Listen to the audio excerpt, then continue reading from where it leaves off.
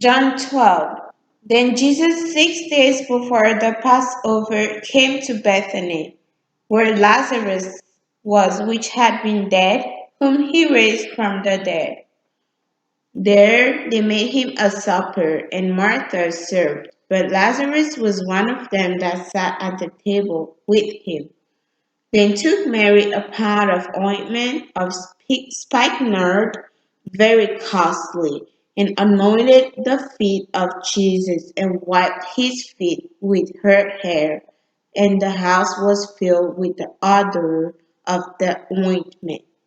Then said one of his disciples, Judas Iscariot, Simon's son, which should betray him, why was not this ointment sold for 300 pence and given to the poor?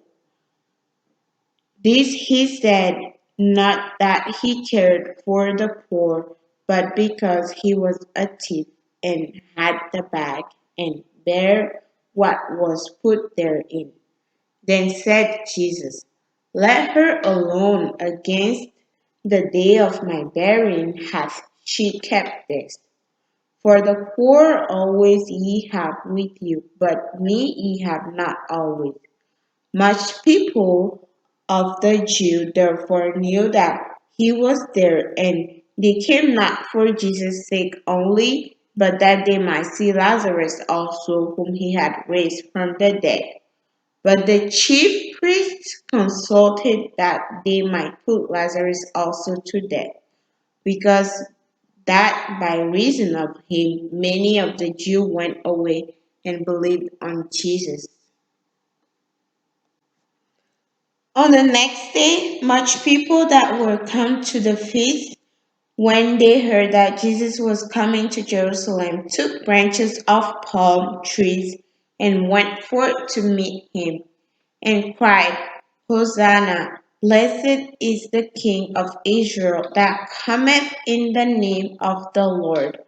And Jesus, when he had found a young ass, sat thereon, as it is written, Fear not, daughter of Zion: behold, thy king cometh, sitting on an ass's colt.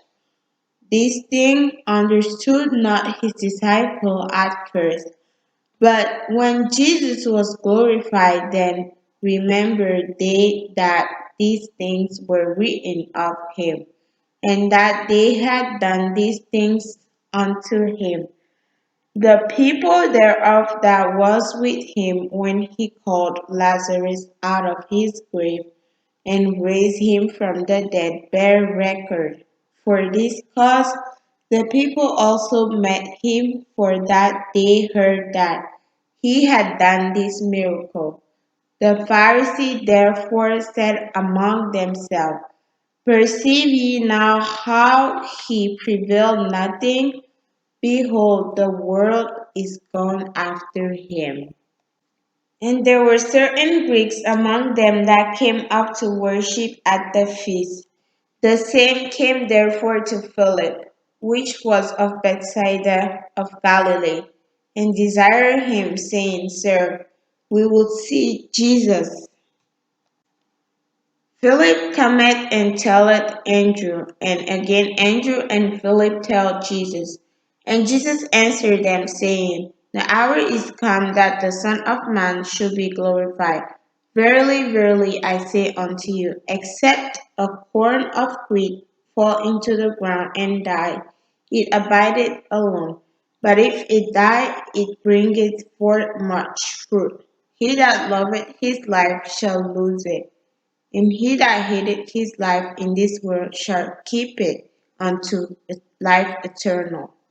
If any man serve me, let him follow me, and where I am, there shall also my servant be. If any man serve me, him will my Father honor. Now is my soul troubled, and what shall I say? Father, save me from this hour. But for this cause came I unto this hour. Father, glorify thy name. Then came there a voice from heaven saying, I have both glorified it and will glorify it again. The people therefore that stood by and heard it said that it thundered. Others said an angel spake to him. Jesus answered and said, this voice came not because of me, but for your sakes. Now is the judgment of this world. Now shall the prince of this world be cast out. And I, if I be lifted up from the earth, will draw all men unto me. This he said, signifying that what death he should die. The people answered him, we have heard out of the law that Christ abideth forever, and how sayest thou the Son of Man must be lifted up? Who is this Son of Man? Then Jesus said unto them, yet a little while is the light with you. Walk while ye have the light, lest darkness come upon you. For he that walketh in darkness knoweth not whither he goeth. While ye have light, believe in the light, that ye may be the children of light. These things spake Jesus, and departed, and did hide himself from them. But though he had done so many miracles before them, yet they believed not on him, that the saying of Isaiah the prophet might be fulfilled, which he spake, Lord, who hath believed our report, and to whom hath the arm of the Lord been revealed? Therefore they could not believe, because that Isaiah said again, he had blinded their eyes and hardened their heart, that they should not see with their eyes nor understand with their heart, and be converted, and I should heal them. These things said Isaiah when he saw his glory and spake of him. Nevertheless, among the chief rulers also many believed on him, but because of the Pharisees they did not confess him, lest they should be put out of the synagogue. For they loved the praise of men more than the praise of God. Jesus cried and said, he that believeth on me believeth not on me, but on him that sent me. And he that seeth me seeth him that sent me. I am come a light into the world, that whosoever believeth on me should not abide in darkness.